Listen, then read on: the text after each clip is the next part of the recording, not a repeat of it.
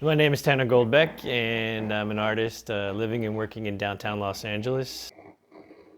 And what I do is a little bit different than what a lot of other people do. I have a long history in commercial art, illustration, and design, but that's not really where my heart is. I have this compulsion to make large paintings. So it's interesting to see how the line art that I've done for other jobs has turned into my fine art, and it's still my personality. I think it's still my personality. So it's fun. It's not overly aggressive. It's not super serious, but I can still touch on issues if I want to.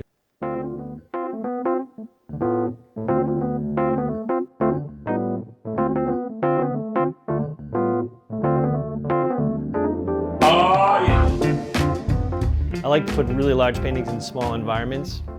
It's kind of an immersive experience. It's almost like you're walking into the painting. If you can't get back far enough to see it, then you're kind of wrapped up in all the close details, which is kind of a big part of my presentation. Yeah, it's an open invitation to explore. Painting on the street is something that's fast, it's bold, to use the word ephemeral, it's non-permanent. And fine art is completely different, so everything is about preservation. I want to combine those two energies into something new. Peter Frank called it neopop, which kind of seems to be the word that I'm going with now.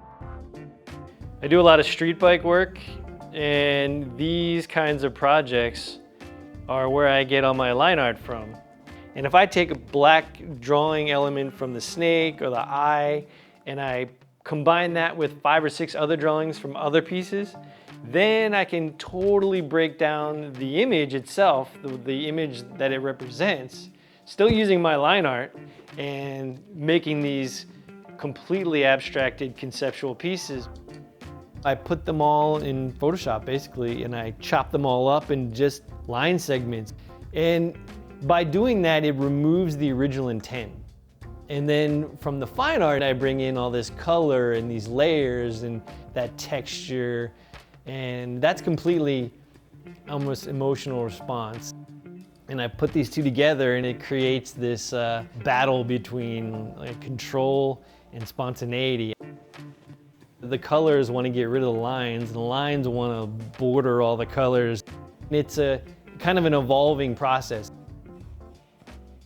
How I come up with ideas, I wish I knew. There is no way specifically that I would come up with an idea for what I'm doing. Like the conceptual people, that was almost like a happy accident.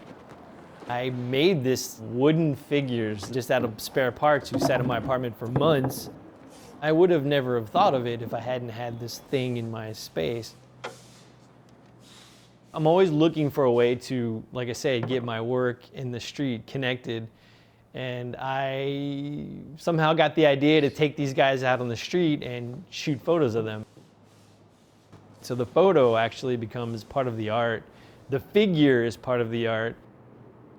I'm focusing on this idea of identity too. Everyone has their own preconceived notions of who's who. But what I wanted to do was create a bunch of figures that are nondescript. They don't have any of these markers that we would prejudge anyone, so I can use like Lakers jerseys or Dodgers jerseys to remind us of Los Angeles, but you don't know who the people are. I put these things around in the neighborhood, and people react to them in a positive way. It's been a good process, and especially with Instagram, that kind of following is kind of redefined the motivation behind it, along with my coffee drawings that I do every day. So I'm doing a lot of things at one time. But in a big circle, they're all related in my mind. So anytime I'm sitting in a restaurant, I have a pen in my hand, I'm drawing on something. A coffee cup, placemat. I've been doing it my whole life. It's an addiction. Drawing is just something I'm always thinking of. It's kind of a great way for me to start my day. Really, the idea behind it was something I could do almost without thinking. Now, this is my cabinet where I keep all the coffee drawings and try to keep it in a collection. There's still more floating around, but this probably easily 10,000 drawings. Every box is completely full of drawings. And each one of these is a sketch, and they're all originals. So theoretically, if you put all of these into one room, you could fill a room. The drawings themselves are almost completely different than the paintings. They're character-based. Originally, it started off as just regular masks. Some of the characters have kind of a creepy element to them, but I use elements like flowers, like these kind of creepy-looking characters holding flowers. It's kind of my way of saying, you know, you've seen some scary people in your lifetime that actually turn out to be pretty nice people. The outside image isn't always the inside image, you know? I like playing with that idea of you know, the big, scary, nice monster.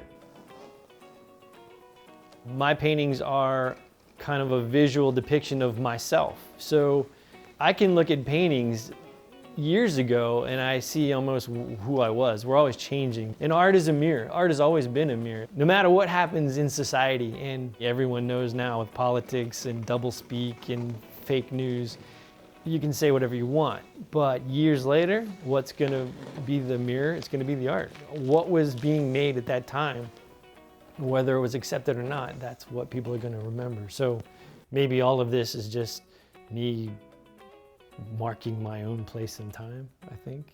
Yeah, so, yeah.